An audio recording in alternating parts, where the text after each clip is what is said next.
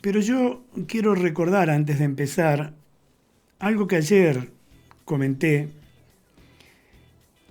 muy por encima.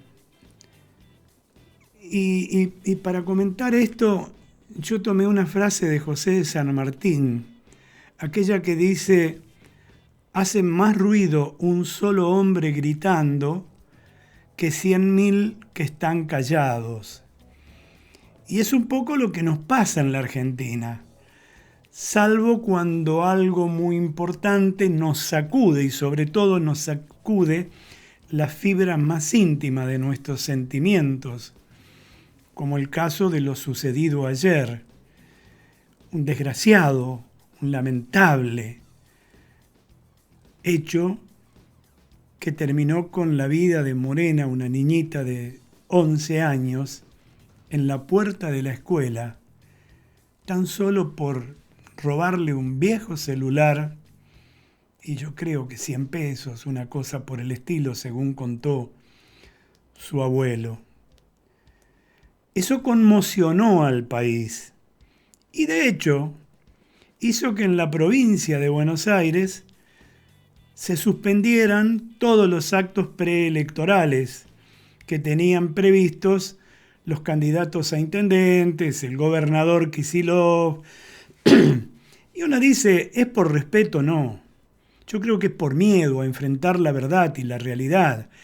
Porque todos los que gobiernan son responsables de esto. Y no solamente en el caso de la provincia de Buenos Aires, porque este hecho conmocionó otra vez, gracias a la prensa, para mi gusto, exagerando cuando se meten en la cosa policial, en el detalle de cómo fue, de cómo se hace, porque suceden dos cosas. Hay una cuota de morbosidad en esto, por un lado, y por el otro lado, están enseñando a delinquir a aquellos que todavía están ahí en el umbral y no saben si van o no van, cuando cuentan con detalles cómo suceden los hechos policiales.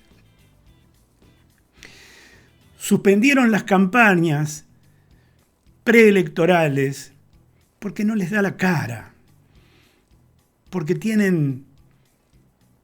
ni siquiera tienen vergüenza. Y por ahí, en las redes sociales, porque no se animan a ponerle el pecho a la gente, hacen algún comentario. Claro, por supuesto que todo el mundo va a pedir justicia, va a pedir que se resuelva rápido. Miren, cuando yo aludí a la frase de San Martín, hace más ruido un solo hombre gritando que 100.000 que están callados, es que esta conmoción ganó el territorio nacional gracias a eso, a que hubo más de un solo hombre gritando para exponer lo que estamos transitando en la República Argentina. Ya no tener la libertad, como dice nuestra Constitución Nacional, que todos los hombres de buena voluntad tenemos derecho a circular libremente por todo el territorio nacional, ya no. No estamos libres, estamos presos de una delincuencia narcocriminal que hace ya 12 años en nuestro primer programa denunciábamos nosotros. Sí, algún gobernador de aquella época de nuestra provincia decía, no, son peleas entre vecinos. Los vecinos no se tiran tiros, los vecinos no se apuñalan, que así habían empezado. Advertíamos lo que pasaba. Y eso fue creciendo. Y no hubo voluntad de pararlo. O hubo intereses para que no se detuviera el avance del narcotráfico, porque todo esto es producto de lo mismo. Todo esto es producto de lo mismo. En la Argentina y en grandes países hermanos de América Latina. Ya vamos a hablar de lo que sucedió ayer en Ecuador, en el segundo bloque. Y ahora, claro, hay un fuego cruzado entre políticos que no se hacen cargo de combatir precisamente esta narcocriminalidad donde se han perdido todos los valores, porque un chico de 14 años, de 18, de 20 y un tipo de 50, da lo mismo, preso de la droga, no es dueño de sus actos. Por eso también hay que modificar las leyes penales, porque dicen no, y actuó inconscientemente, no hubo intención de dolo, porque estaba digamos, bajo la presión de la droga, o estaba drogado, así que no era consciente, y entonces todas las penas se suavizan. Porque ni siquiera, o sea, porque estamos con leyes viejas. En todos los órdenes estamos con leyes viejas. Y no podemos cambiar el país si no ayornamos estas leyes. Y las leyes se generan en lo que es la fábrica de leyes, como yo suelo llamar al Congreso de la Nación o a cada una de las legislaturas de cada una de las provincias. Pero no, claro, los legisladores piden tu voto y el mío solo porque saben que tienen un buen sueldo, la posibilidad de generar nepotismo, metiendo al amante, a la novia, a la mujer, al hijo, y manejando dineros, y enriqueciéndose y vendiendo sus votos. Por eso pasan todas estas cosas y nadie se hace cargo. Yo respecto a este cruel asesinato de esta niña morena,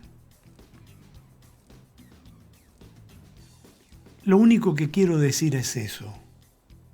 No quiero entrar en el otro detalle de la madre, de la amiga, de los niños que lloran, porque eso nos lo imaginamos todos. Pero claro, también nosotros somos responsables de muchas de estas cosas. ¿Por qué? Porque como no nos pasa en forma directa, claro, nos apena, nos duele, lo lloramos inclusive, pero hasta ahí llegamos. No exigimos. Agachamos la cabeza y frente a la violencia y a esta narcocriminalidad que genera más violencia y más robos, dicen, pero hoy los ladrones no tienen código. ¿Qué código puede tener un tipo drogado? ¿Y por qué roban más que nunca? Y bueno, tenés tipos como Graboy que dicen, y me parece bien que robe un cartonero. O un tipo como Moreno que dice, muchachos, pueden robar tranquilo, pero con códigos. ¿Qué sería robar con códigos? Y entonces nosotros, los laburantes, cada vez nos encerramos más con rejas, con cámaras de seguridad, con luces que se prenden, con alarmas. Los que podemos y los que no pueden. Y los que igual tienen que irse caminando 10, 20, 30, 50 cuadras, porque los colectivos no entran a esos barrios. No estoy hablando de Buenos Aires, ahora estoy hablando de Santa Fe también. Cuando llueve, imposible, y cuando no llueve también imposible por los huecos, por las calles, por los baches que hay. Digo, ese tipo que se levanta todas las mañanas, a las 4 o las 5 de la mañana para ir a laburar, y vuelve al anochecer a su casa, en dos extremos que son absolutamente peligrosos, sin que nadie lo custodie, sin que el Estado se ocupe. ¿Hay mafias en la policía? Pero decimos después, pero no son todos. No importa. Hay que investigar, hay que depurar. Es cierto que no son todos. Pero ¿y qué hacen los que no son? ¿No se enteran? Esto es como cuando hablábamos de corrupción, que la presidenta no se enteraba que robaba el ministro, que robaba el secretario de Obras Públicas, que le daban las obras a Báez. ¡Claro que sí! Y en esto pasa lo mismo. Pasa que me parece que hemos perdido, por eso hablábamos hace 2 o 3 días nosotros de la corrupción, pero decíamos que la corrupción no es aquel que está en el Estado, roba y pide una cometa por la obra pública. La corrupción está desde el seno de la sociedad, nosotros mismos. Cuando nos adelantamos en una fila, cuando conducimos por la izquierda, cuando no cruzamos la calle por la senda peatonal, cuando violamos las leyes, cuando evadimos impuestos. Entonces lo nuestro es un tema cultural y se cambia de abajo hacia arriba. No podemos esperar que sea de arriba hacia abajo, porque arriba solo hay malos ejemplos. Y ahora todo el mundo se persigna y llora por esta niña. Yo no sé quién inventó la otra frase a la que yo acudo generalmente, esta de colocar los caballos delante del carro y no detrás. Prever, prevenir, para que las cosas no sucedan. No solamente en el campo de la seguridad, en el campo de la economía, en el campo de la educación, en el caso de la salud. Bueno, quería decirles esto nada más. Me da bronca, claro que me da bronca. Me duele. Porque yo tengo nietos de esa edad, y más chiquitos, y más grandes. Y si bien están cuidados por sus papás, uno piensa todos los días al levantarse, ojalá no les pase nada. No se puede vivir de esta manera. Y para eso es que nosotros este domingo tenemos que votar. Para eso tenemos que dar nuestra opinión. No me importa por quién vayas a votar, pero tenés que dar tu opinión. Y después tenés que exigirle a aquel que le diste tu voto, tenés que exigirle definitivamente que cumpla con lo que te prometió. Porque si no estarías estafada. Y si estás estafada o estafado, entonces tenés que denunciarlo. Tenés que señalarlo. Miren, y perdón por ser autorreferencial, durante 12, 15 años yo tuve mi actividad empresaria en Buenos Aires. Me negaba a vivir en Buenos Aires porque no me gusta vivir en Buenos Aires, pero sí me gusta trabajar en Buenos Aires, porque tiene muchas posibilidades. Entonces, de lunes a viernes trabajaba allá, los viernes me volvía en un avión y me iba los domingos a la noche en otro avión. Cuando comencé a hacer esto allá por mediados de la época, de la década del 900, se diría, 1990 y pico, en el 94, para ser más preciso. Viajaban en el mismo vuelo, gratis ellos, yo pagando obviamente, diputados, senadores de Santa Fe, de Entre Ríos, porque no tenían vuelo a Entre Ríos, algunos que vivían en el interior. Bien, bárbaro, los esperaban sus choferes en el aeroparque y todo lo que pagamos nosotros, todo eso. Los pasajes también, gratarola. Con el correr del tiempo, ustedes vieron que el país se fue hundiendo. Y estos fueron desapareciendo uno a uno. Y se fueron pasando al colectivo. Voy a decir una marca, no importa, al Flechabús. Y se iban porque ahí ya no los agobiaban tanto como pasaban en la antesala, en el aeropuerto, cuando teníamos que embarcar o dentro del propio avión. La gente empezaba a hablar y a recriminarles. Y después por esto de que los vuelos a veces no salían en invierno por la niebla y por un montón de cosas, un par de veces yo también tuve que irme al Flechabús. Y ahí los encontré. Y ahí encontré también que los increpaban. Y terminaron yéndose en auto. No los vi nunca más en ninguna parte.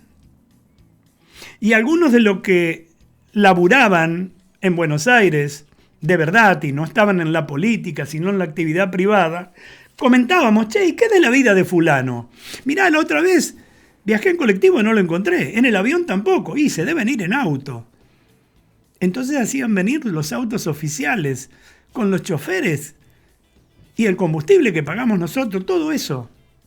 ¿Hasta cuándo vamos a seguir aguantando? Yo lo vi, yo lo viví, no me lo contó nadie.